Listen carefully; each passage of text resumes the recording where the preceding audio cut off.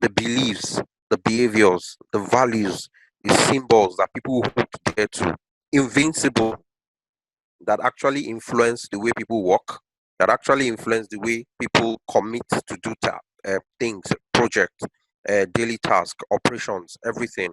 So those things are not always visible, but they are there. For instance, you can't touch someone's belief. You can't look at somebody and say, "I know these are the set of belief this guy holds on to." You can't immediately decipher someone's value system. Do you understand? So there are innate challenges, especially in this period where we are, working remotely. Now, there's some interesting thing about culture.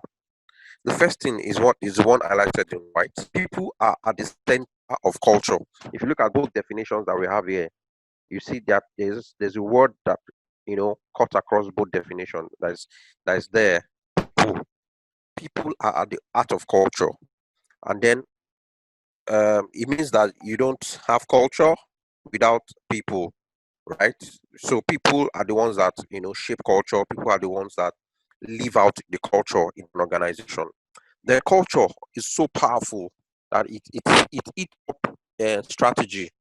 Some people will like us to believe that, oh, when I run my organization, we set up our strategy for the year, and then based on our strategy, everything is going to fall in place. We are going to hit the targets that we want to eat and all of that.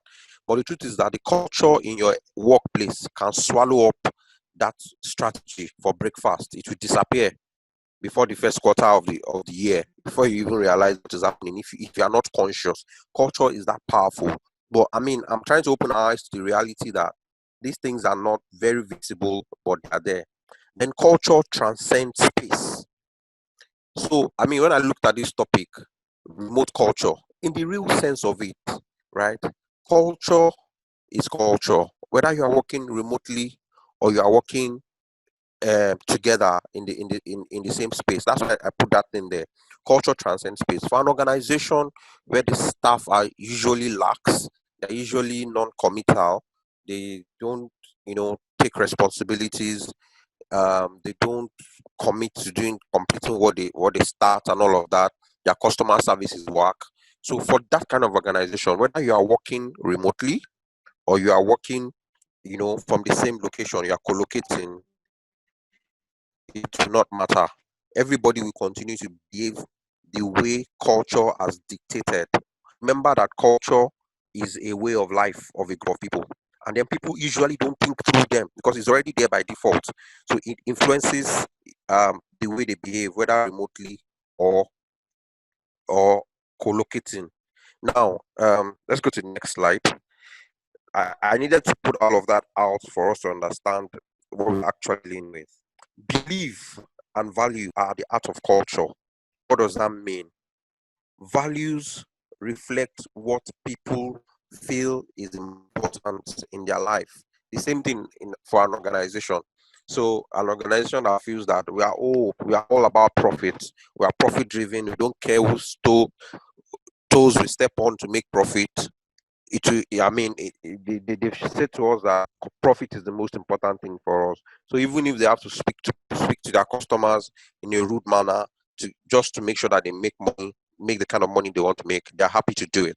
Now, at the organization level, examples of value will include something like accountability, customer service, safety. So imagine an organization that places premium on accountability from the top to the list. Everybody says, whenever you are the MD says, or the team lead say, whatever you are being assigned to do, you are going to, we place a premium on accountability from the very top to the list. What happens in that kind of organization, whether people are working together or they are working remotely, as long as that accountability culture is already embedded within the system, it will not make any difference. Have you seen? Let me give you an example. I've seen a situation where people are working. Oh,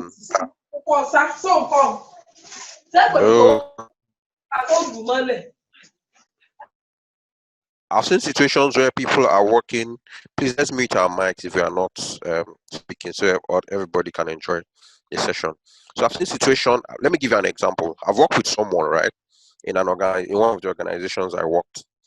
She was pregnant and she was in a labor room in the US. And then we needed an information, and we didn't know. We knew it was in the US going to deliver and all of that.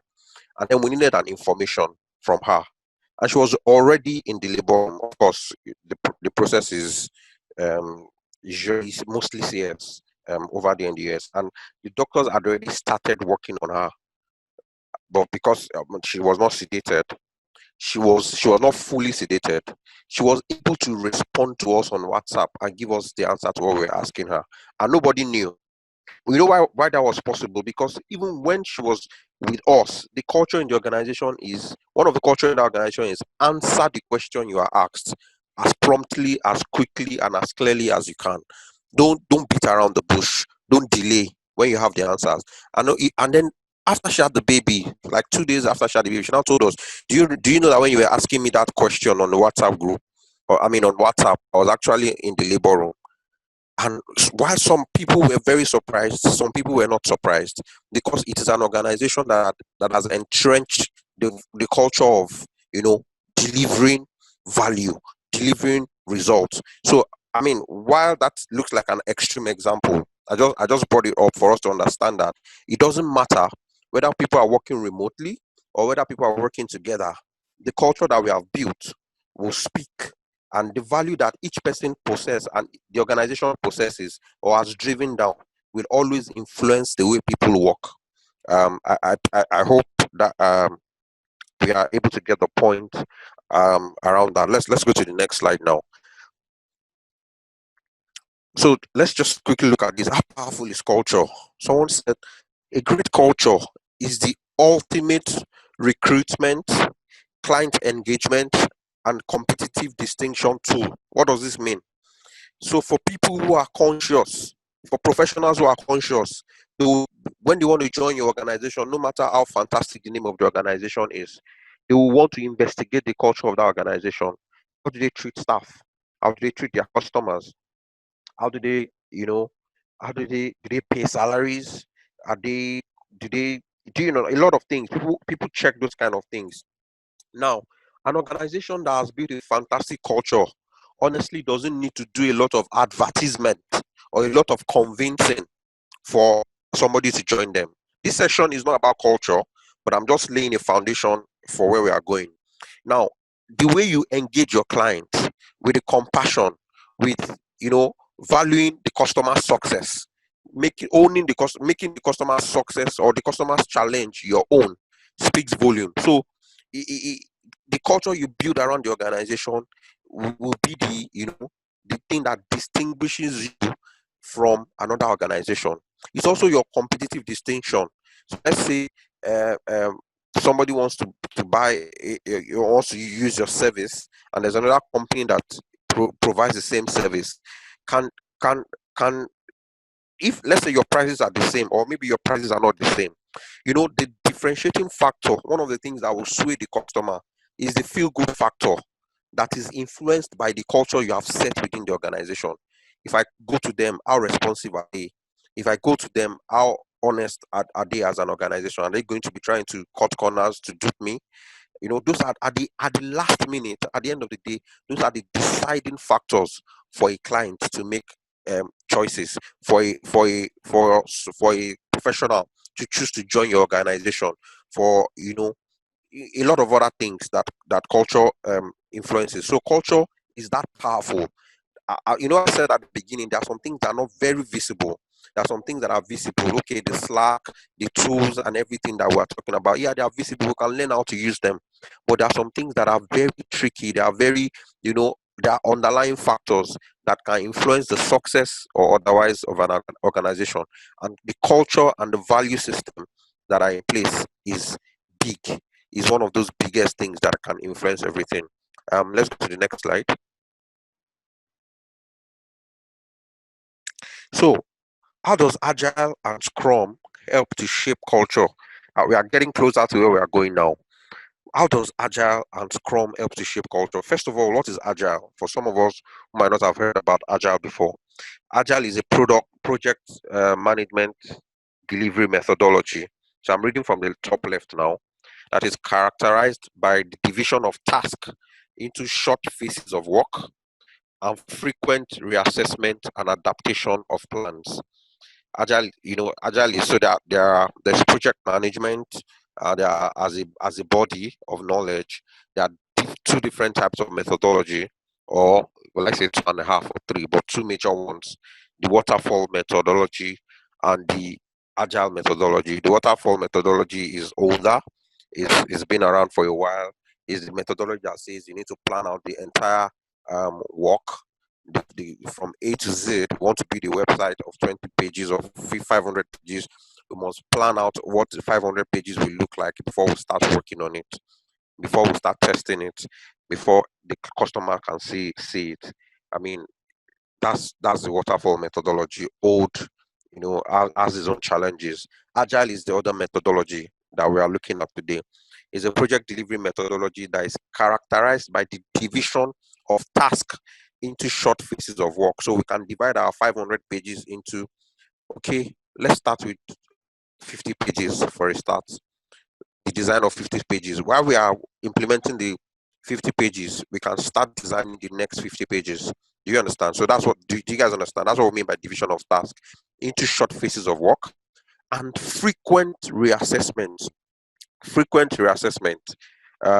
What does that mean? It means that by the time we do in the middle of our 50 page design and implementation, we are checking constantly.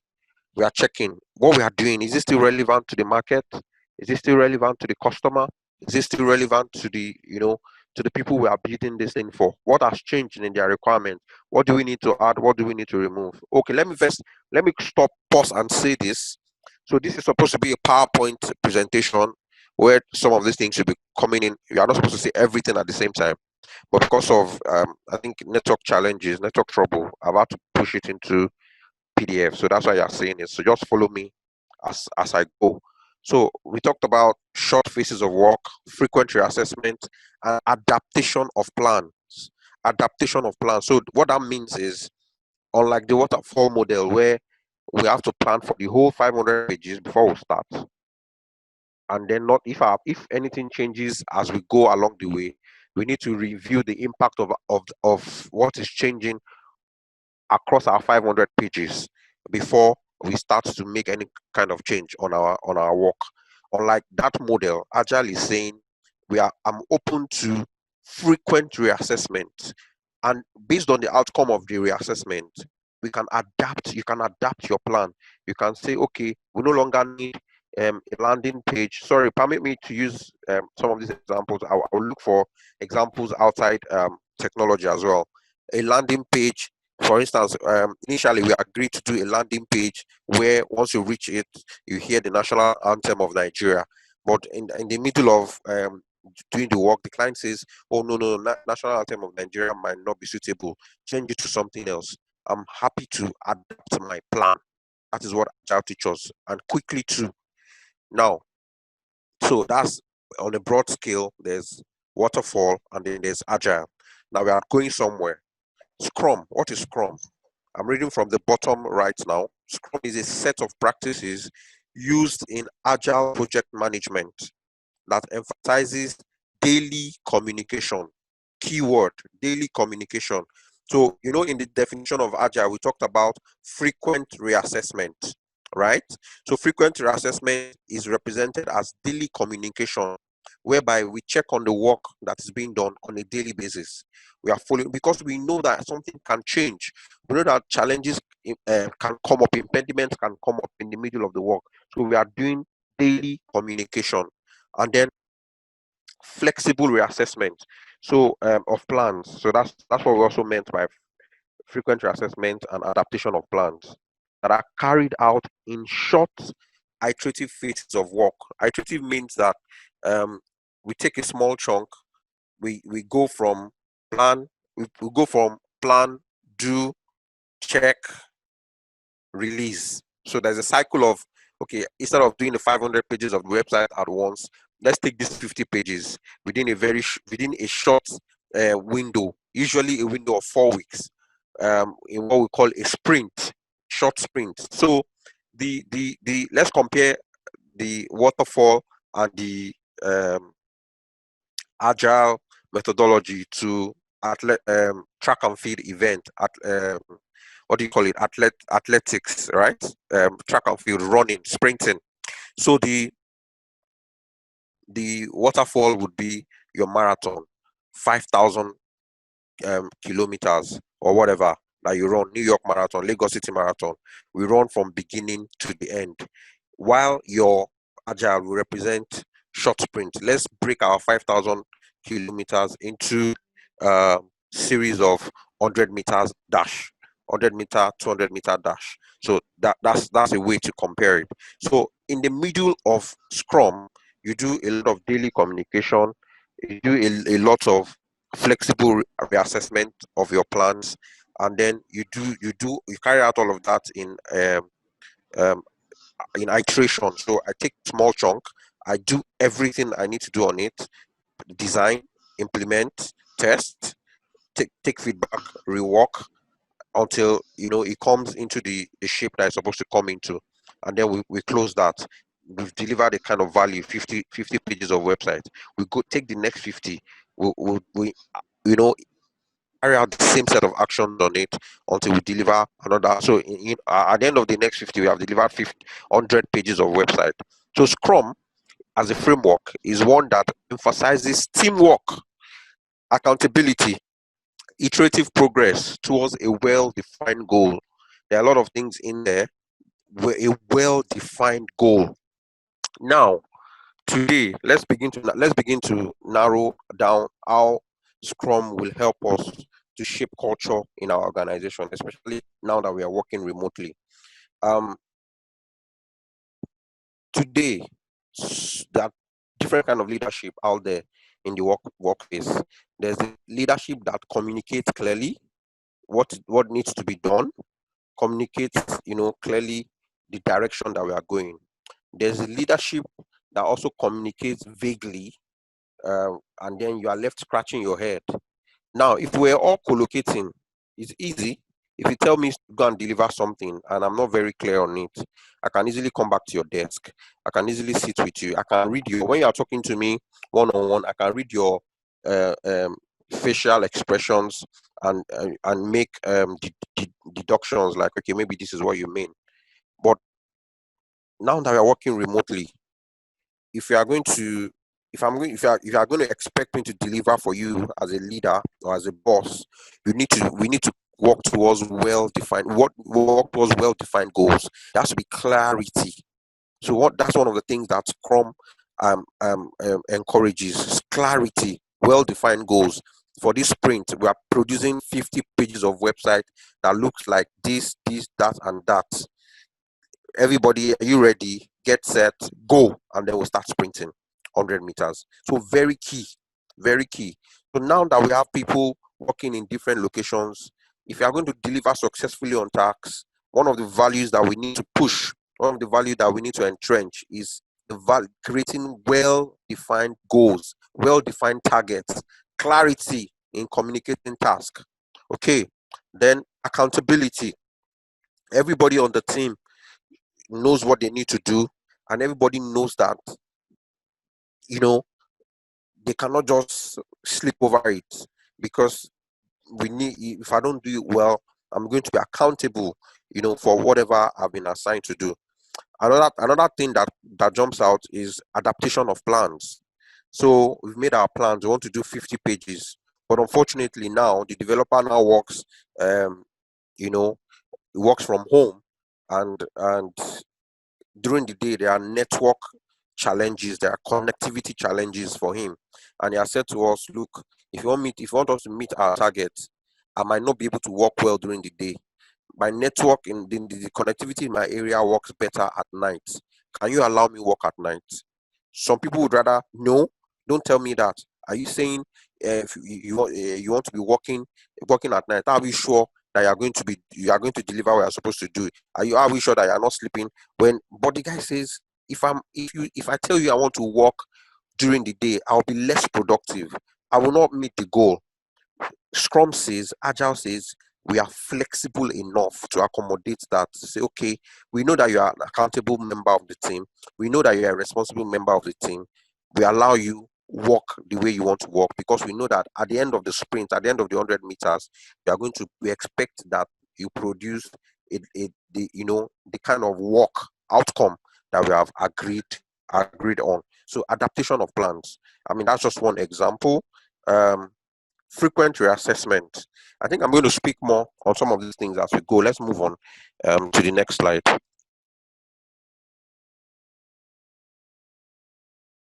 So let's talk about the essential Scrum values, and I'm going to explain this way, right? I'll take courage, for instance. So Scrum as a framework adds some values on top of which it is built on. You remember I told you that value is at the heart of culture.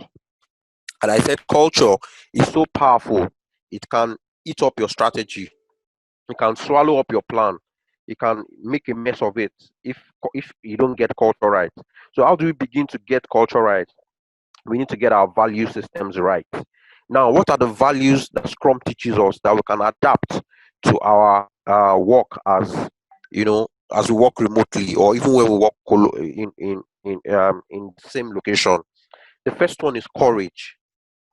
Now, team members, project team members, organization team members must have the courage to do the right thing and work on tough problems. So if I run an organization, or if I run a project where I call out people for taking the right decision, or for using their head to think, oh, this approach you wanted to take might be wrong, it might not be the best.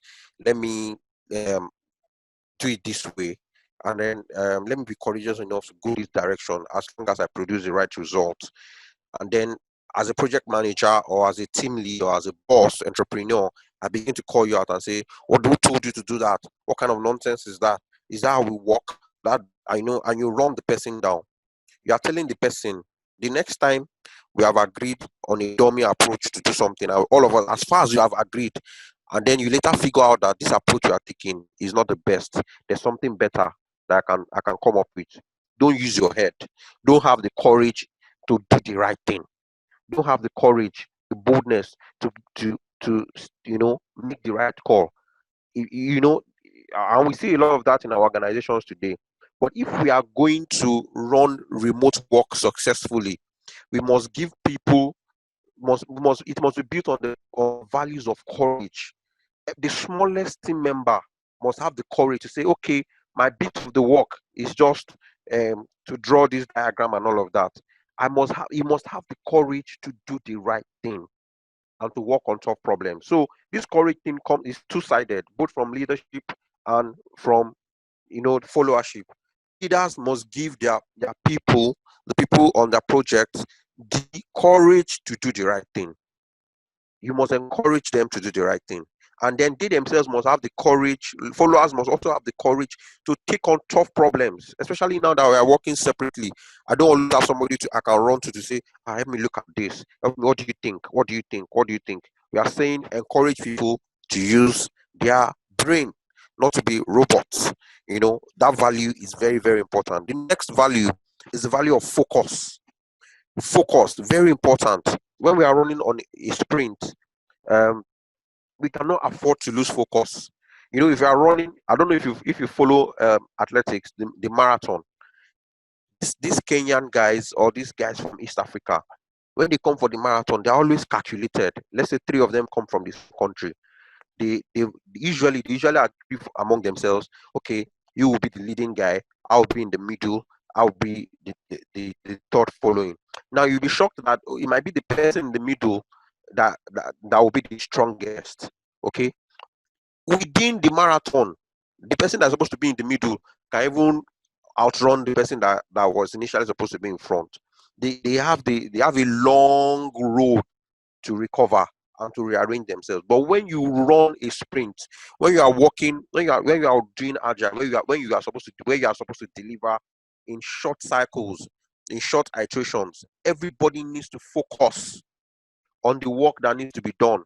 And this goes to everybody, the team lead, and then the followers, everybody. We have agreed clearly this is the direction we are going. Everybody must focus on the work of that needs to be delivered on and on the goals of the organization. We cannot lose track of that. Whether we are working remotely, especially when we are working remotely, or when we are working in the same location. Focus. Then commitment. People personally commit to achieve the goal of organizations, of the team, of the project, if the organization places premium on commitment. And commitment is a two-way thing. And not, I said it at the start of this webinar. There are two categories of challenges that we face today with creating remote culture. There are some that are very visible.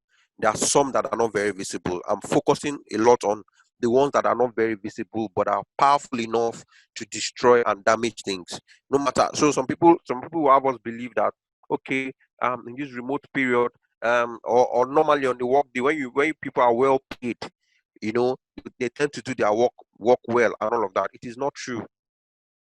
You can pay some people all you want to pay them. If they don't have the right values and if you don't have the right culture in place, they will still not do what they're supposed to do.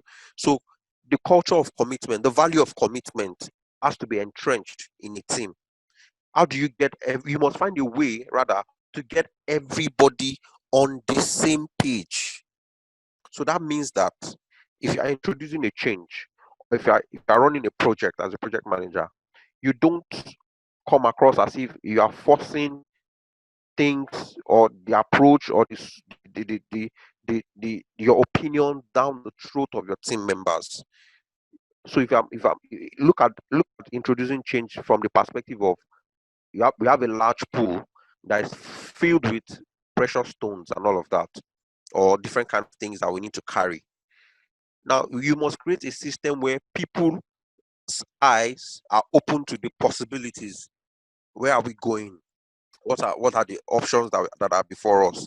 And then when they see the possibilities, they can dig their hand into the pool themselves and committedly pull out what their own task that they're supposed to commit to. Personal commitment has to be entrenched as a value if you are going to be successful in driving remote work. Respect is another one. Respect. What does respect mean? Respect means that respect means that each and every team member, right, knows, first of all, understands that everybody on that team has earned a right to be on that team. I trust their capability. I trust that they are skillful enough to be on that team. So it means that as a project manager or as a team lead, I'm not going to be babysitting people, or there's this other word now. I'm not going to, yeah, is it babysitting or micromanaging people? I respect them to be able to do what they're supposed to do. This is not the time that I'll begin to worry. Oh, am I sure this guy is capable? If the guy is not capable, I must have known before we moved into the remote session that we are season that we are in. You know, that respect is important in the way we interact with our team members, in the way we discuss around task and responsibility, and that respect is built on the fact that I know first of all that this person is on this team because he or she has earned the right to be on it. They are capable, they're professionals. That respect is very, very fundamental. If you are going to build an organization or an organization where the culture is right. The last one is openness. The team and its stakeholders agree to be open about all the work and the challenges with performing the work. Very, very key. You see people try to hide, and if you look at all of these values that we're talking about, they are tied. They are tied together. If you don't give people the courage to do the right thing as a leader, then you are telling them not to be open to you. If you don't respect people for the mistake that for what they bring to the table, and then you're always calling out their mistakes, always jumping on them and all of that, then you are telling them not to be open to you. And in this remote work era, that's a disaster waiting to happen. That's a disaster waiting to happen. Openness. So if we are going to have a successful remote work environment, we need to understand that everybody on the team has to be open. I'm going to struggle a bit because I mean I'm just trying to adapt to working from home. Yes, we understand that, we respect that, we are available to hear that, to know that okay, what are your struggles? How can we help you? What can we do differently for you to make sure that you are able to work from home conveniently? So in this work from home era, I've had colleagues who have said to me, look, my internet is just messing up. I cannot just in my area. And then I've been in a situation where I've said to people, okay, let's check online. Which kind of internet service works well in your area? Openness, openness, openness. If we have been uptight, if we have been, here and there, people cannot bring up their issues and all of that, then they will not tell you, but it will have an effect on the work. The guy will just say, I'm working on it. I'm still working on it. I'm working on it. And for 2 weeks, it will not produce any result. So these values are important for us in our attempt to build um, the right working environment and the right culture. Let's go to the next slide.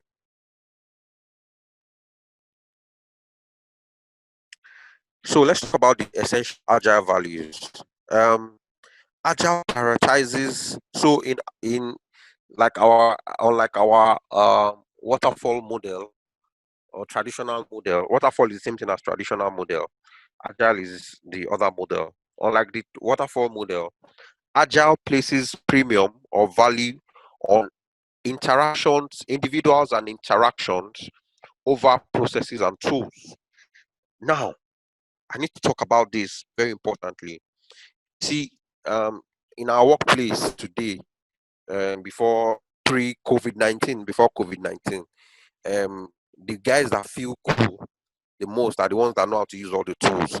They feel, I'm a go-to guy. I can use all the tools, blah, blah, blah. I'm the best here. I'm the best that. Those are the guys that feel, cool the most. But actually saying that if you are going to build a successful team culture, our emphasis, while tools and processes are important, we prioritize the individuals on the team doing the work and the way we interact with them over the tools and the processes. How do I so let me break this down. So a colleague of mine comes to me. I'm just giving an hypothetical example now, just an example, not a real case scenario. When somebody comes to me and say, this project that we are working on, um, I think we need to do it differently in this area. I think we need to add this and that and that and that so that we can get the best result. If I am a tools and process person, the first thing I'm be tempted to do is to say, why are you coming to me? Why didn't you document that in our I thought we had an agreed communication channel for this project. I thought we already said if anybody needs to communicate anything, just you must drop it on Slack, or you must drop it on Teams, or you must drop it on Zoom, or you must drop it on something. Why are you breaking the process? So a mindset of that is traditional, that is waterfall, will place premium over processes and tools and individuals and interaction. But a very agile mindset, a solution mindset, a delivery mindset will place premium over individuals and interaction. Oh, okay. Okay, yes. Let's talk about what you just said. Oh, let's think about it very well. Are you sure? What's this new idea? Okay, we look at it, we refine it together on the spot, and then we'll say, okay, now that it makes sense. Um let's put it on Slack so that every other person on the team can see it. So Agile says that we prioritize individuals and interaction. The interaction. Some people say, why are you talking to? Why can't you send a mail? Why can't you send a mail? What is wrong with talking to you first before I send a mail? That is it, especially now that we are working remotely. If I can chat you up on WhatsApp and say, oh look, this thing is coming to my mind, this thing, what do you think? And we can collaborate first of all before I send the mail. Why not? It brings the team together in a much more better way. So I mean, what are we taking away? What are we learning from this agile value of individuals and interaction over processes and tools? Our takeaway is that we must prioritize interactions, collaboration, and empathy, especially now that we are working remotely. Again, I've chosen to focus this webinar around stuff that that are underlying that we don't really see in getting work done, especially in this COVID-19 era. We must prioritize interaction, collaboration, and empathy. Don't shut down anybody. Don't say follow the process, follow the process, follow the process. Trust me, for every business, the most important thing is not the process. The process is a means to an end. The most important thing for every business, for every organization, is the customer. Why? Because the customer pays. So if I have an idea that will make the customer happier, why do I need to first send it via email? Why can't I quickly run it by you to say, okay, what do you think? How can we refine it before I send it via email? That's what this point is making. Individuals and interactions over processes and tools. Let's not. The tools are supposed to be a means. The processes are supposed to be a means. Let's not elevate them above individuals and interaction. So key takeaway: prioritize interaction, collaboration, and empathy. Next slide. Let's run faster. So this is a bit skewed towards technology because I work in technology. So Agile is also a bit skewed towards technology.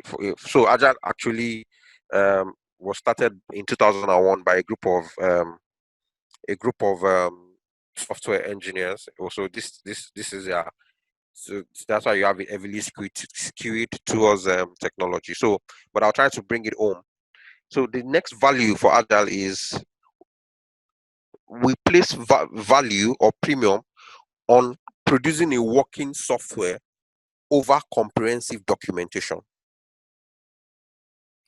What does it mean? So in the traditional project management approach, we want to do a website of 500 pages. Before we write one line of code, we must design and document everything about the 500 pages. That's what traditional traditional project management approach would be. We must know everything. If we don't know everything to the last dot, we are not starting this project. But in a fast-paced world, in a quickly changing world, cannot do that. We cannot wait. It's not possible. We would have lost the market. Competition would have taken over. We'll still be sleeping on one spot. So the agile mindset, and now that we are working remotely, producing results. So I'm going to tweak this a bit. Producing results is of more value than comprehensive documentation. If I can document the little I know, can we start doing the work? As we know more, we document more. Don't get me wrong, Agile is not against documenting, but Agile is saying when you have to choose between producing value and documenting everything, into details, choose producing value, creating value. When you finish creating value, you can document in totality, or you can document along as you know more. You understand? So that's what Agile is saying. And how do we apply that to our work today, working remotely? Our key takeaway from this is that we should focus on the absolute essentials. If I work in customer service, for instance, right, the most important thing right now, the customers are agitated. They cannot. Our offices are closed. They can't come to our office, so they will most likely call us over um, over the phone or via email and all of that to complain about issues. If a customer calls me, right, and part of my process, part of my approach is to capture a lot of details from the customer. If they had walked into so let's say the customer walks into our office before we went into remote work, we'll probably give the customer a form, a KYC form. You'll fill every detail required on the form, both the ones that are essential and the ones that are not essential. And now that's the way we've always worked. That's our process. That's this, that. But you know in your mind that is not all the details in that form that is required of the customer for you to deliver answers to the customer.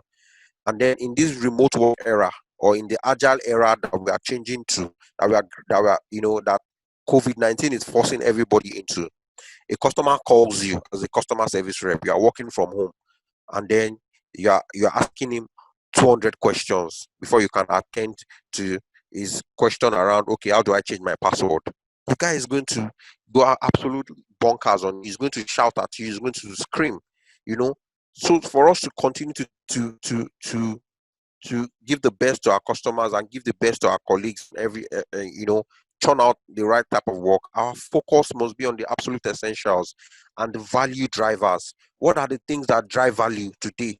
That's some of the things we do in our normal day-to-day work that in real sense we are just doing it because they've become tradition, they've become culture. They don't add the kind of value that a customer wants to see. Now that we are working from home, now that it looks, a bit, the customers are more agitated and not that, or colleagues are less patient. I don't want to burn all my data trying to solve one small problem. Let's focus on value drivers. Team leads, let's focus getting our guys to deliver on value drivers, not on not non-essential. You cannot drive people on non-essentials right now to say, okay, you must do everything. But see, the processes that we built, they are a means. We keep saying it. They are a means. The tools that we use, they are a means to getting the job done. Okay, let's not leave the essentials and chase shadows. So our focus must be on the absolute essentials and value drivers. That's what, because we are working from home. There are limitations, there are challenges. I would rather focus on what are real value creation, approaches for customers. So that's a key takeaway from the next slide.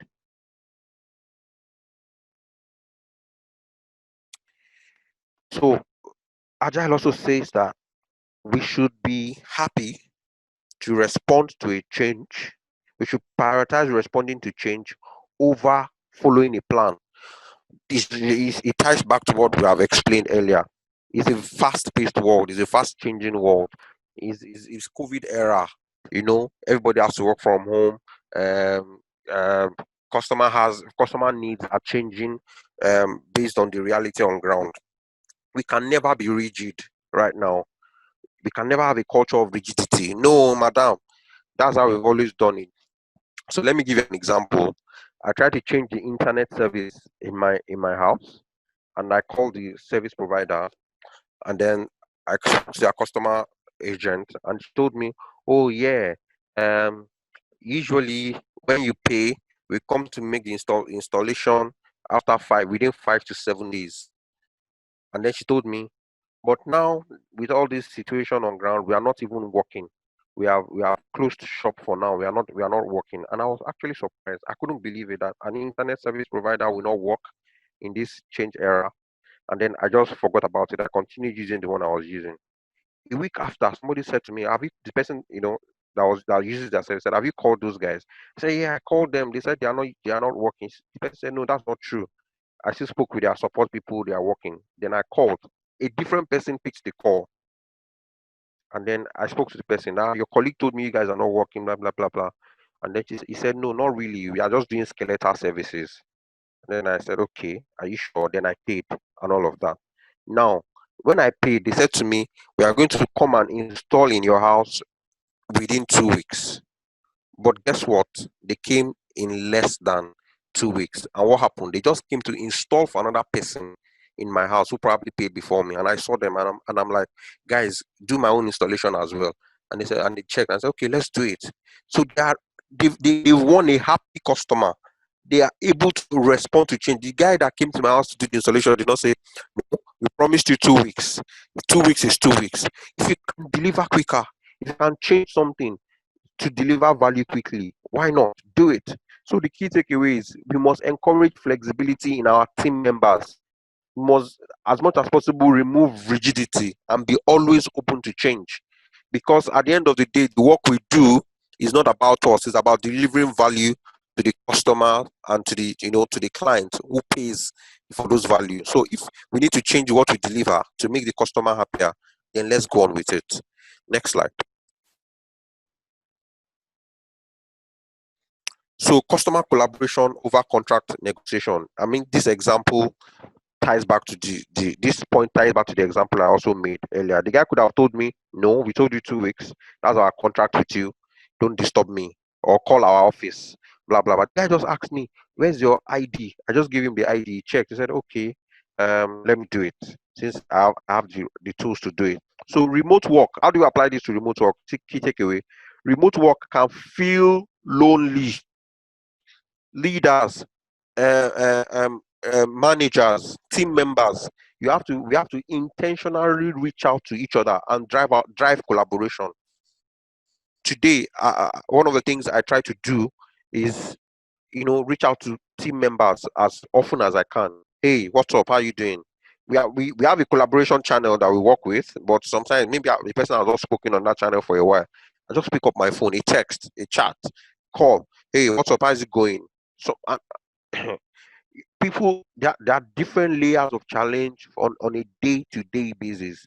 So we must not wait for nobody cares, nobody's checking up on me whether I'm doing the right thing. Collaboration is everybody's responsibility. Everybody should drive collaboration. Pick up your phone, call call call somebody. There's a team, one of the teams I work with in my office today. We're having a meeting.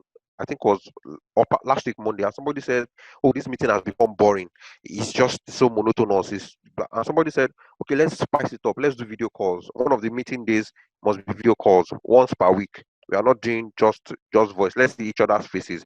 And then the whole room lit up. Kind of everybody was like, yes, that's it.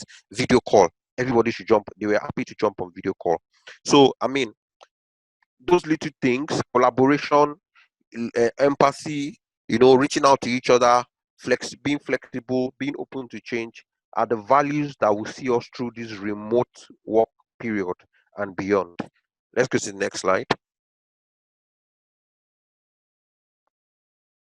So let me quickly talk about this one. So we've spoken about openness, focus, commitment, respect, and courage.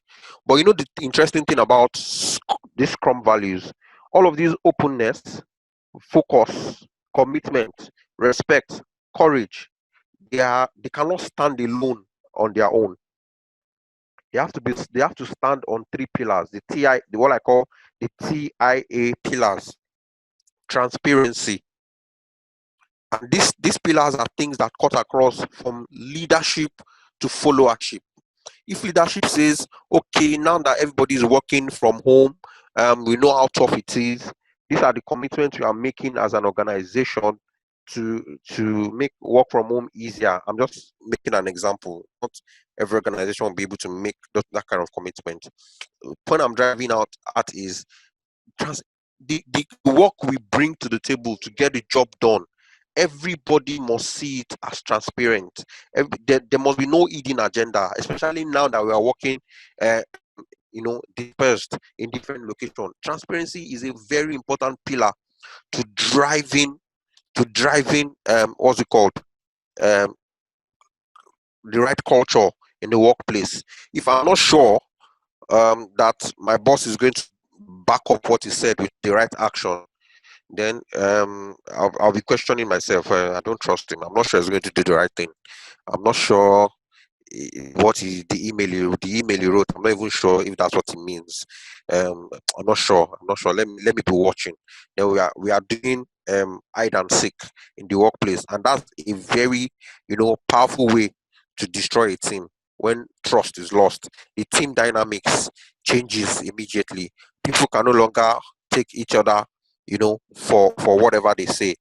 So it's important that from leadership to followership, we create a culture, a pillar of transparency.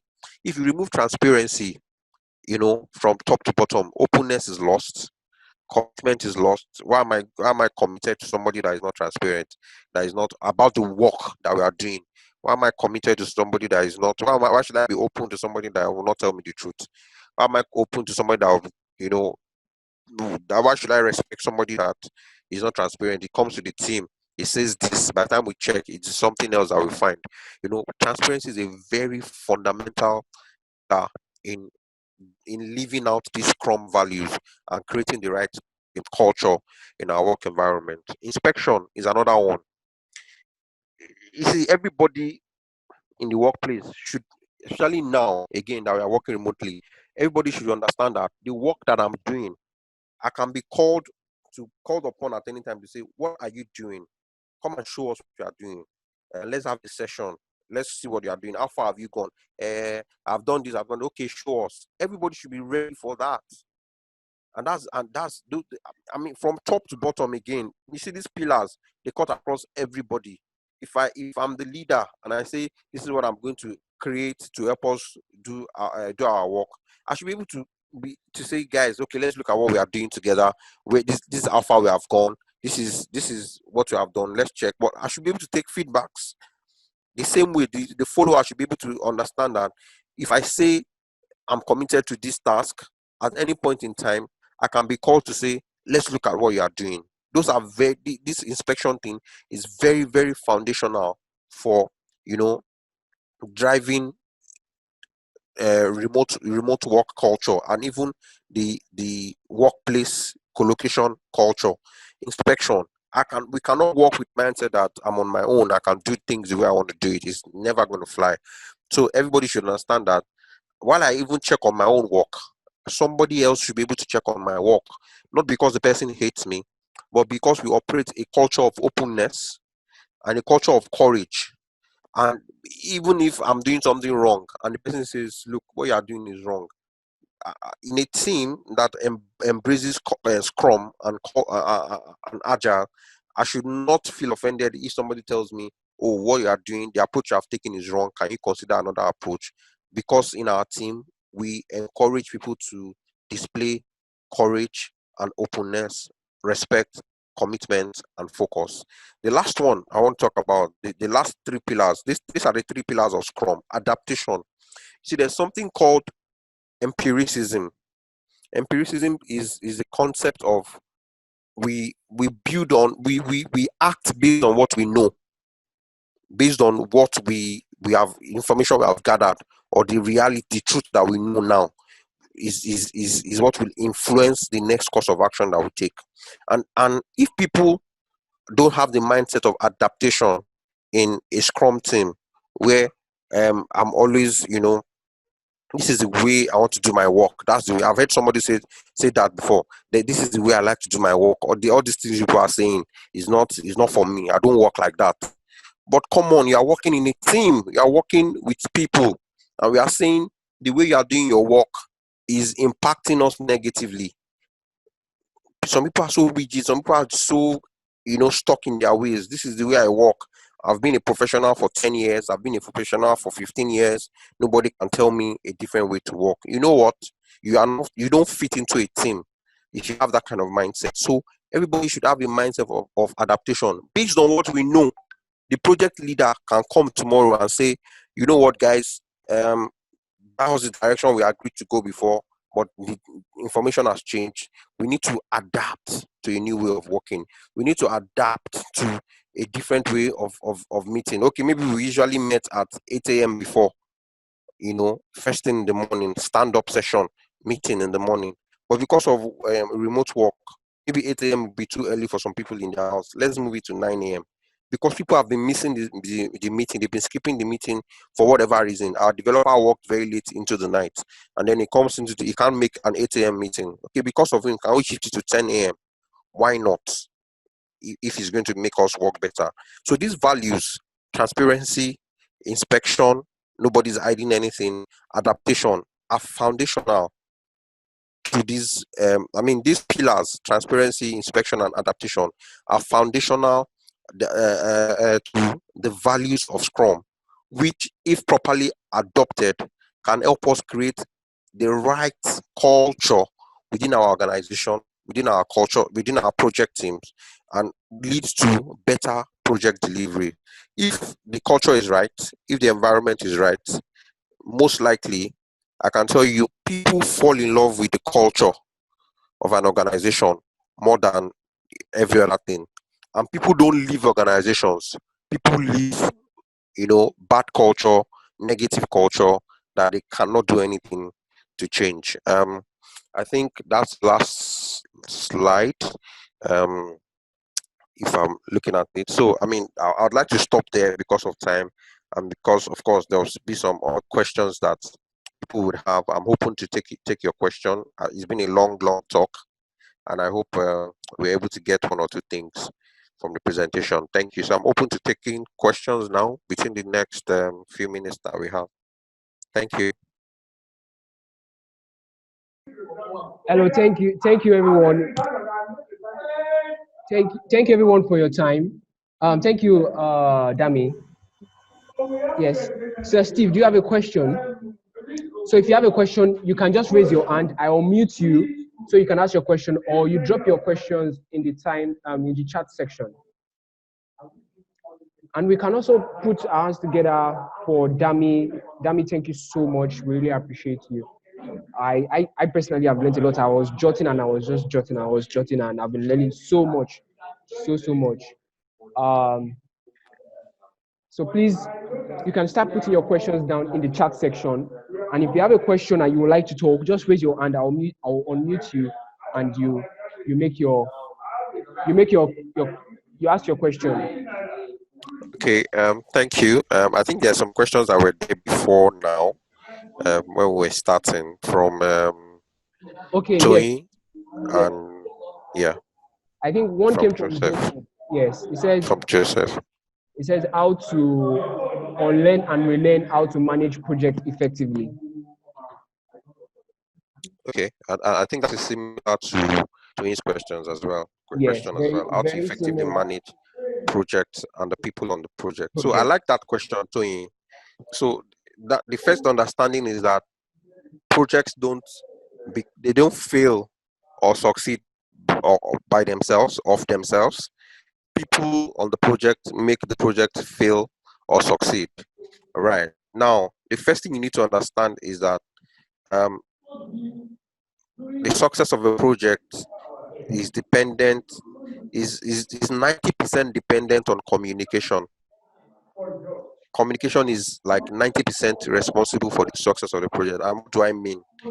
If people don't have clarity of the direction they need to go on the project, then they can assume that they are doing something fantastic, but in reality they can be doing something entirely wrong. If you as a project manager don't get your brief correctly, you think this is what the project sponsor wants, and then you start implementing what you think the project sponsor wants. We'll get to the end of the project and the project sponsor will say, no, this is not what I paid you my money for. You have to refund me. That's not what I wanted. But I assumed that's what you wanted. No. But this is what you said, yes, but this is what I meant. So clarity from the very beginning is important. Clarity between project sponsor and project manager. Clarity between project manager and project team members.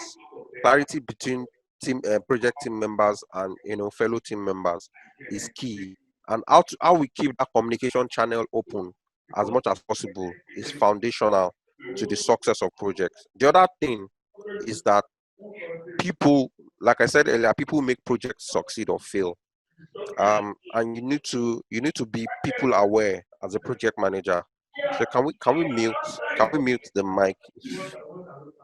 Can we mute our mics if you are not talking? There's a bit of noise. So people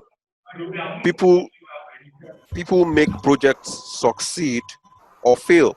So you have to be people aware. You have to understand the kind of people that are on your project. Are they the people that are very sensitive? Are they people that are very, um, you know, quite outgoing? And you need to tailor your response, your communication, your approach based on the personality of the person you are dealing with on the project. Also, another way to effectively manage project is to, in project management, there's something called the critical line items or the critical task. There are some things that if they fail on that project, it might be just one thing. If it fails on that project has failed. There are some things that if they fail or if they go wrong, we can quickly adjust them. But there are some other things that if they go wrong, then the project is a mess. You must identify those things and keep a very close eye on them. Critical line items. There's another term for them in project management, PMI. methodology, or something along that path, critical path items. You must keep an eye on them. That if this thing, if it does not happen on the day it's supposed to happen according to the project plan, there will be trouble. You must keep. If you need to put more people on that task to make that thing not fail and the project not fail, then do it. So I've said there are a lot of things that we can do. I'm just touching on a few things. I've said communication. I've said being people aware, being people sense, as in being understanding people. When I say understanding people, personalities, so that you can tailor your approach correctly. If somebody is an introvert, you want to know how to approach them. This person is on my project, is an introvert. I need to know how to, you know, work with this person to get the best out of the person. And then I also spoke about understanding the critical line items or the critical path task on your project. For every project you do, you must identify those things. What is the most important thing to this customer? That if it does not happen, I failed on this project. If you cannot identify that thing on your project, then you need to find a way to identify it, so that you don't get to the end of the project and you realize that the project has failed. People management is very complicated, but I think one of the great attributes a project manager should have is um, learning how to manage people. Um, you need to read a lot around managing people, but fundamentally understanding also that empathy. I read a quote recently. You don't need, if you have to apply force, right? Then I can't remember exactly how the quote went, but if you have to apply force, then you are probably trying to do something wrong. But if you need to do something right, if your intention is to do something right, then most often than not, love is usually enough. Love is people have different interpretation of love, but love in sense of interacting with your project management project team means that you understand what works for them, what matters to them, and how best you can reach out to them. Okay, I see some questions here again from Yes, Tony. yes. But If you before have a that, project, but before okay, that, let's take Steve. Steve has been raising up his hand, so he wants to. Steve, okay, can you ask your question? Okay, can you hear me? We can hear you, Steve. yes. Okay, so my question is, um, in the case of managing a team, let's say the person is in a very dislocalized area, rural area, for instance. Okay, taking this COVID-19 for instance as a very critical example, the person does not stay within the locality of a network. How did the project manager want to manage that kind of person, considering that there is no movement and everywhere is locked down? And okay, obviously there has to be a delivery time. Okay, thank you for that question. So just stay there. I'm going to ask you a question. So this local area this person is staying, Okay. what exactly does it affect? Does it affect the person's ability to do the work, or your ability to reach out to the person and collaborate and follow up with the person? Yes, your What does it ability affect? to reach out to the person to collaborate, and probably if the person needs to maybe collaborate with other guys on GitHub, in the sense of working together remotely with other guys, maybe they need to fork his code or something, or to download his code or something. Hmm. Okay. So I mean, depending on the size of the project, on the risk, the cost, or the, what do you call it now, the budget for the project, a fantastic approach would be to move the person to a place where the person can work effectively. Let's say Okay. we are lodging the person somewhere.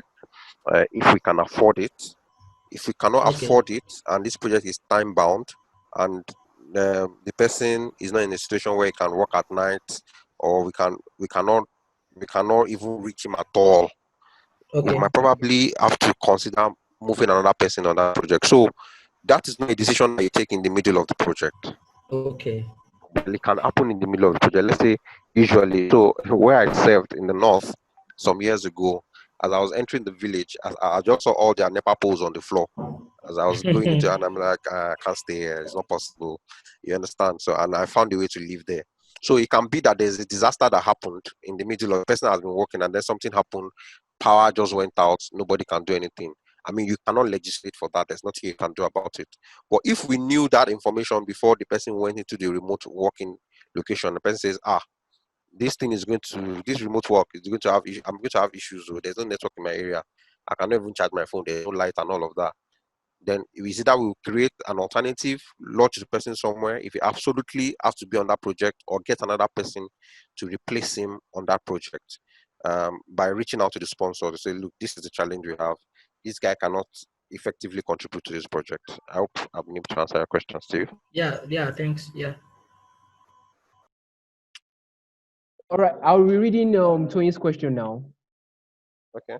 Yes, Tony asked, if you have a project with say 4 features that needs to be released as MVP, feature 1 is up, feature 2 is being worked on, but feature 1 needs a rework. The client requires that the rework to be done on feature 1. What do you advise, considering that the duration for the MVP release has been given? The longer the project takes, the more cost is incurred. Okay. So 4 features. Yeah. We finished 4 features for MVP. Feature 1 is done. Feature 2 is being worked on, but feature 1 needs a rework. Yeah. Client requires a rework be done on feature 1. So by rework, I understand. I imagine that, okay, we've showed feature 1 to the client, and the client is saying, oh no, you've not done it to taste, or I need you to change something. So immediately you have that kind of feedback from a client, and you know that you're working as a project manager, you know you're working within a steep, tight deadline. You don't push back and say to the client and say, no, we can't do it because of time. No, you are not empowered. So the power of a project manager is illusionary. It's not real. You don't really have the power to say no or yes. Do you understand?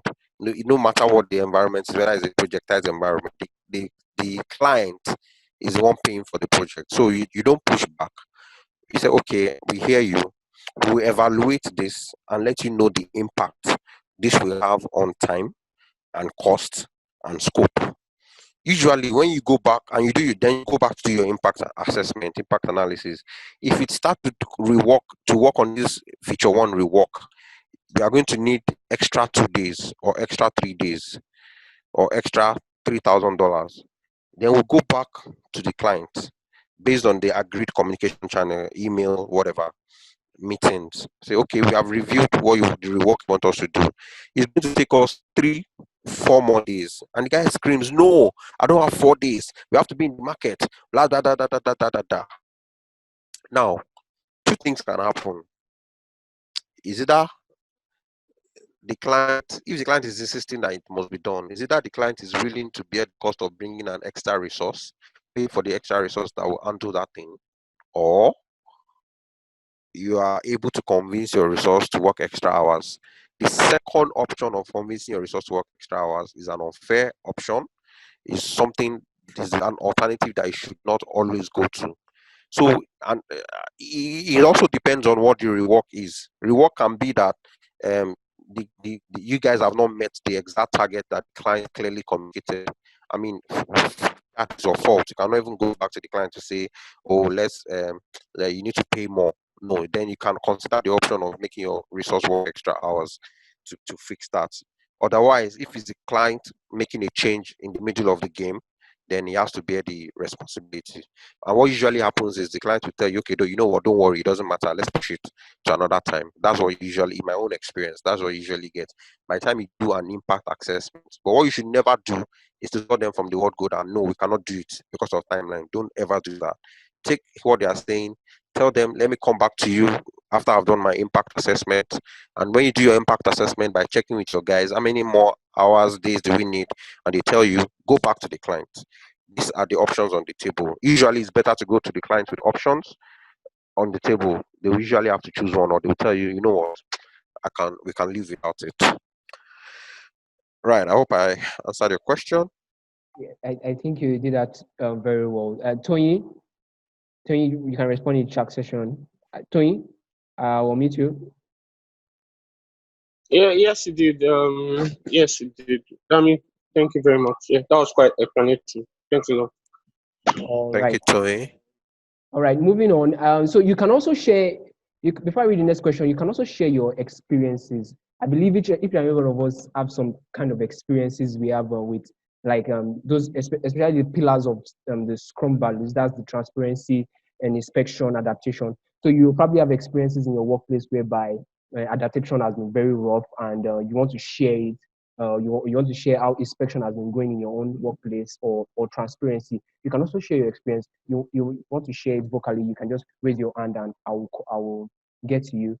So now I'll read you the next question, and that is from Olamide Balogun. Is asking, in the use of agile approach, breaking down the phases of the project into sprints iterations, how do you go about combining the phases to make a sprint?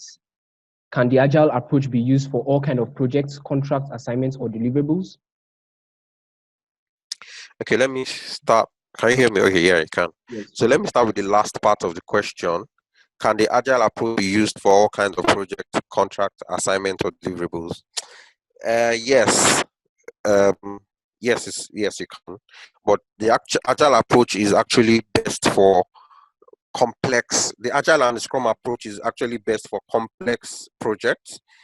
When I say complex, projects where you don't have a lot of details, projects where things can change quickly, where you don't have all the answers, you don't have full clarity. I don't know what the 500 pages of the website will look like. We just know that we want to build 500 pages. So we are only going to know more as we progressively elaborate, as we add more, as we engage more with the client. That's when we know more. So a project where we cannot plan for the full, end-to-end stretch of the project, Agile is best suited.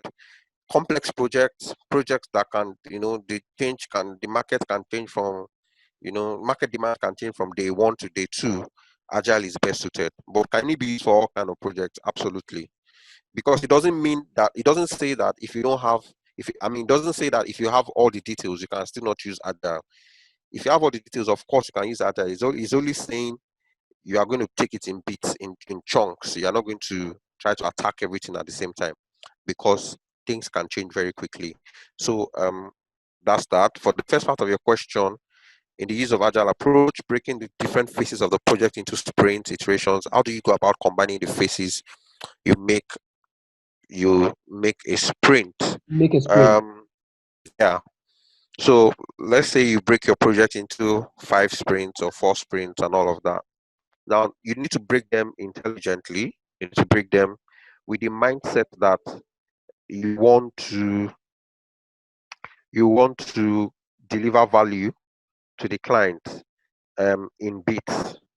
So let me take my okay, before I give an example. What I mean by delivering value. If I'm creating a sprint, I don't want to finish sprint one and then sprint one is useless to the customer. You cannot see any value with it. It doesn't cannot use it for anything. Okay. Um um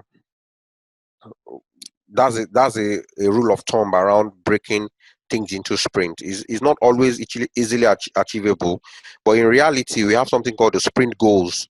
Like, okay, we want to do 500 pages, but the first 50 pages, which are the customer facing pages, are the ones that we want to do first of all. So the goal of this sprint is to finish the customer facing pages. So it means that by the time we finish that first sprint of 50 pages, the customers can begin to see something. Another sprint goal can be something like we want to do all the wireframes and mock-ups in the sprint, such that, or designs, such that the customer can say, oh, I don't like this design, I like this design, I cannot use this design. So sprint creation has to happen intelligently to create, and it has to be wrapped around creating some kind of value, no matter how small, for the customer. About how do you combine, a part of me feels that you are talking about different kind of projects. Say a project that is not IT related. I'm assuming you are saying not IT related. So sometimes, if it's an IT related project, of course you can integrate your DevOps, pulls everything together, and it becomes a whole piece. If it's not an IT project, for instance, let's say you are the one managing COVID-19 response for federal government of Nigeria, across 36 states of the federation. Of course, maybe let's say you want to break it into sprint and you want to go, okay, not IT related. I see your comment. Let's say you want to break it into sprint and you want to go per geopolitical zone. It means that, for instance, if I deliver if I look at the whole 6 geopolitical zones in Nigeria, I know the zone that is worst hit by coronavirus today is the southwest, right? Based on the numbers from Lagos. So I start my palliative measures from Lagos. I have the whole budget. I know I have to deliver 500,000 bags of rice in each geopolitical zone, right? So I know I'm going 3 million bags of rice, for instance. So I know that in breaking into sprint, I want to deliver for Southwest first. When I finish Southwest, I deliver for the next geopolitical zone.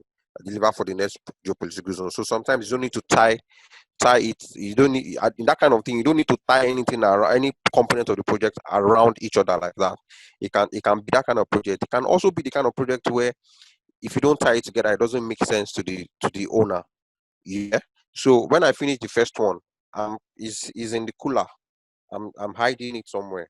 When I finish the second one, let's say I'm building a house or I'm building an estate. For instance, I have a project that's the construction of an estate.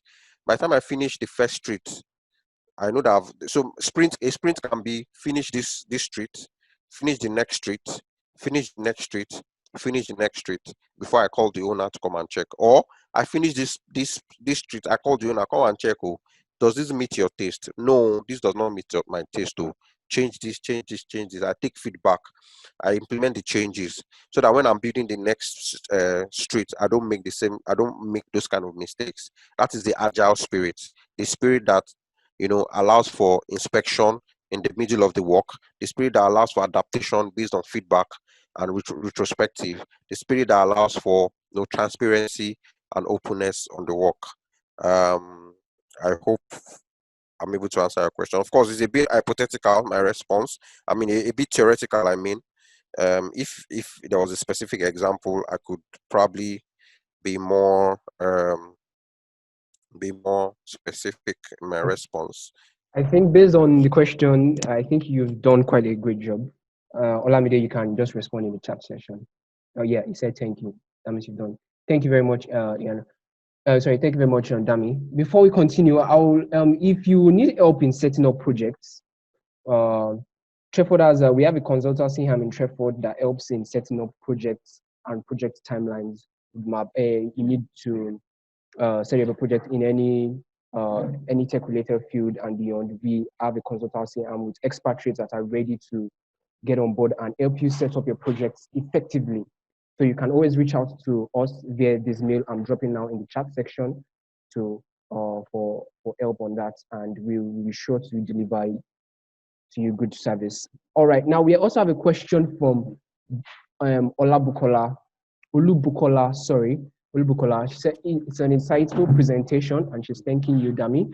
Now she has a question goes thus: how do you deal with team members that don't exhibit ownership of the project and feel once they have explained an issue to the PW, they don't care about next steps? Okay. How do you deal with team members that don't exhibit ownership? Okay. So I spoke earlier about understanding people management, right? So there's no one size fit all in the response in how to deal with people on project. If I understand that, if I've been able to narrow down the problem to the fact that these guys don't take ownership, they don't exhibit ownership on their project, they're just lax and lackadaisical. Am I able to further do something called a root cause analysis? Why are they not taking ownership? Are they being intentionally lax? Are they being intentionally not taking ownership, or is it that they are not aware that they need to take ownership? Do they need coaching? Do they need support? Do they have the experience for on this kind of project, are they struggling? You must be able to narrow, do the 5 whys. Something called the 5 whys. Okay, I've identified a problem. Why is this problem happening? Oh, this is what I think. Okay, why? Then you ask another layer of why. You ask another layer of why. By the time you get to the fifth why, why? By the time you get to the fifth why, you probably would have be able to narrow down what is not, and narrow it down to specific reason. So depending on what you're able to find as your root cause, that's what will determine how you deal with them. All right. By dealing with them, I know Bukola, I'm assuming Bukola doesn't mean punish them, because it might not always be punishment. It might be, so let's say in a team, and then you also need to understand your team, the team dynamics. How do these guys relate? Are they like a gang, or are they like I mean, for most of my projects, I like my team to be a gang, because of course it means that I can infiltrate the gang and be, I mean, gang in a positive way now, and make all of us flow in the same direction, so that I can easily, push them in the direction to make the project successful. However, if you do your 5 whys and you understand the main root cause for this particular person that is not taking ownership, so that can influence um okay, deal with refers to working together. Okay, how to make them work together. So I mean, your 5 why, your root cause analysis can influence the approach. So you can, by the time you finish your root cause analysis, you might find out that, oh, these guys are just acting ignorantly, or you might find out that these guys are they know the right thing to do. They're just being, they're just acting in a funny way. Probably need to establish a consequence system. Now, I said something earlier that the power of a project manager is illusionary. It is not real. Trust me. You are managing that project. You are not the one in real sense paying for that project. You are not the one paying for those resources, even though sometimes you are the one that brought them. But you brought the people on the resources on the project because they have a certain skill that you need on the project. So you don't want to go hard all of the time to say, you know what, if you're not going to shape up, I'm going to ship you out on this project. That might not work. So understanding that your power is illusionary, do you want to go to the so, and depending on the kind of resource that we're talking about, some people are very influential on a project. You need to understand the people you are dealing with. Again, people make or mar projects. Projects don't fail of themselves. It's the people that are on the project that determines if the project will succeed or it will fail. So depending on the kind of person that you are dealing with, you are struggling with, you're having issues with. So if it's somebody that you can call to a corner and have a conversation with, why not? The Project Management Institute body of knowledge teaches us that creating a win-win situation, right, as a project manager is one of the best approach to handling differences and conflicts within a team. Okay, but if after you have attempted that, to say, okay, let me have a conversation with this guy or with this lady to make him to understand where they're coming from, and to make them understand why they need to change, and they don't change, and then it's having a kind of adverse effect on your project, you might want to step it up, go to the project sponsor. Sir or madam, this is the challenge I'm having, especially if you don't have control over the resources. Or if you have control over the resources, I'm talking like a very nice guy now, because I know you have to also be careful not to upset team dynamics. You don't just throw people out of projects. I've done it this. Let me give an example. I've been on a project where I think I'm taking time, but this is very important to break down. I've been on a project where we're collocating. I pulled out a team from a state and went to run this project in another state, and we are all living within the same environment. And I wanted a situation where everybody eats together in the dining room, including myself, the project manager, because it was our first time of working together. I wanted to create that bond. But 2 days after, I noticed one of the team members will not come for dinner, will not come for lunch, will not come for. So I thought, she's sick. Is there anything wrong? And then when I tried to find out what was wrong, I realized that she was actually having issues with somebody in the team, in the project team, and then she didn't want to sit on the same table with the person and all of that. And I didn't care, because it didn't matter to me. Yes, as much as I wanted to create a team dynamics. It didn't matter to me. That was not the most important thing. The most important thing is that we get to the office, everybody works on the project, and we are successful on the project. But you know what? The day I paired these two people together, because I knew they were still having issues, but that's their business. It doesn't affect the project. I'm happy to run my project. The day I paired two of them together, one of them had the guts to tell me, "Sir, I cannot work with this person." I already knew what the issue was. I said, "Why can't you work with this person?" So I just cannot work with this person. What? Why can't you work with this person? And now you will not understand. I just cannot work with the person. Please give me another person. I'm not giving you another person. If you guys, I know you guys have issues. If you guys have issues and you cannot sort yourself, you know what? Keep your issues in your room where you sleep. When you come to this office, work like team members, like football team members that are not necessarily friends. Fight the batch. And I made her work with that person and I monitored their work. That one I had control over. But if she had gone the extra mile and messed up the work based on the fact that she was having issues, she has some personal whatever, I would send her away from the project because I brought her on the project. But you can't always do that. The reality is that we cannot always do that because some of the times the resources have the kind of skill that you need on that project. The resources are brought by the project sponsor. So sometimes you want to go to the project sponsor to say, so I like the challenges, sir. These are the challenges I'm facing based on this contractor that you have given us to work on this project, blah, blah, blah. This is the impact clearly communicated and listed out. This is the impact this person is having on our project. This is kindly a post step in. And then that's after you have made your effort, and then they can step in and call the person to order. So I mean, I'm trying not to limit it to a small project. I'm trying to touch on big projects, different kind of scenarios. So it could be that it's a situation where you are able to control it, you're able to have a win-win situation, bring the person back to your side. But after you have tried that, the person is still not yielding, he still wants to damage the project. If you have the power to remove that person on the project after considering the impact, let's say this guy is the best, is the only person in Lagos that has this particular skill. You don't want to be too hasty to remove him because you cannot go and tell your project sponsor that the guy was messing up on our project. That's why we have to get somebody that is substandard, that will not do the work to the level that this person can do it. To know your sponsor is not going to hear that. Why didn't you inform me? There's a reason why I wanted Julius Berger to be the one to build that bridge. Why didn't you tell me? Would you say because you are the Minister of Works and because you don't like the MD of Julius Berger and then you remove them from the project? I'm going to sack you. So that's what I mean by the power of a project manager is illusionary. You are just holding that power in trust. So I mean, there's no um, um, hard and fast rule about it, but your first approach should be understand the person, try to win them on your side. If it's beyond you, if they don't change, rather, if you have the power and they're having a negative impact on your project, take them out, replace them. If you don't have the power to replace them, call them to order using the senior management or sponsor. Sorry, that was a long response.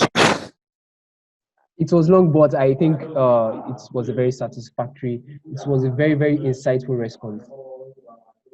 It was a very Bukola, was was everything was everything answered? Bukola, hello, Bukola. Okay, yes, she said it was satisfactory. Thank you very much. All right, let's put hands together for Dami. He has taken us through a very wonderful session today. You can just drop your claps in the chat section. I have learned a lot from today's session, and I believe you too have also learned a lot from today's session. Also, I want to recognize the presence of our facilitator yesterday. His name is Ianoluwa Femiola. He's also here with us today. Ian, would you like to say some few things? Hello, Yeah, Ian. thank you. It's really amazing to be here. Dami, this is a really, really great work. Thanks for all that you've shared. I've learned a lot too. I've learned a lot. Thank you. Thank you. And thank you for the fantastic work from yesterday as well. Unfortunately, I couldn't join in, but I mean, I think it was good. Thank you. Yeah. You're welcome. You're welcome. All right. So Consequently, I'll be sharing access. I will be sharing with everybody that attended the recordings of yesterday's webinar and today's webinar. Yesterday's webinar focused more on the HR side and the people side of working remotely. Today focused more on the process and strategy to working remotely. Yesterday we focused a lot on the people aspect, and it was very insightful, and we learned a whole lot from that yesterday. Also, I would just like to quickly talk about one of our sponsors. What our sponsor today, that's Payloader.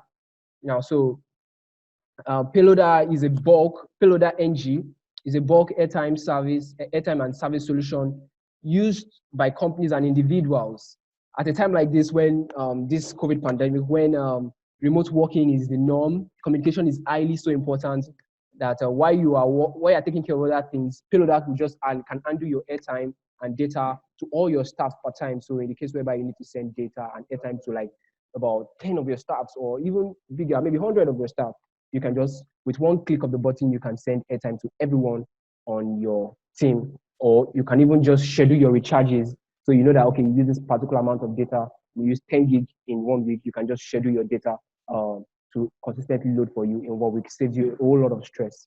All right. So you can just, yeah, thank you all for coming. And so this is kindly please give us your feedback at the link. You will see the link. I'll type in the link now for you all to click, and we really want to hear from you about how the webinar was today, and so we can improve our services and get better at what we do. I hope you all enjoyed yourself. Even though all I wanted us to share our experiences, our time is fast spent, and it was nice having you all. Please also do well to follow us on our social media platforms for more updates on our services and our trainings. Also, I want to let you know that very soon we'll be by next month we'll be having our training. That's a virtual product management boot camp. Virtual product management boot camp. So you can prepare your minds towards that. Follow us on our social media platforms. You'll be seeing updates on that from time to time. Thank you very much. Oh, thank you very much, Olamide. We really appreciate that. Really appreciate that. And please do also click the link and give us a feedback. We really want to hear from you, and to know how to improve our services and make us offer you better service the next time you're on our webinar. Thank you all for coming. Thank you once again, Dami. Thank you once again, Yano. It has been a wonderful 2-day webinar, a masterclass of which I have learned from, and I think I'm equipped to work fully remotely and be very productive while I work remotely. What do you think? I think everybody here is fully equipped to work remotely. Don't you think that? All right. Thank you all. Please give us a feedback at Treford, bit.ly/Treford feedback. Thank you all for coming. Have a good night rest. Please stay safe. Wash your hands and do a quick dab when you sneeze and you're coughing. Thank you all. See you next time.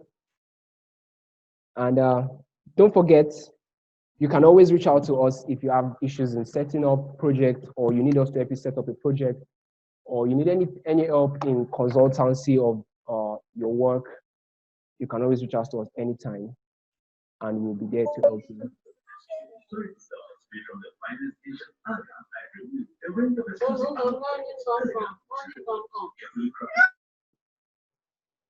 All right. Thank you very much, everyone. Have a good night.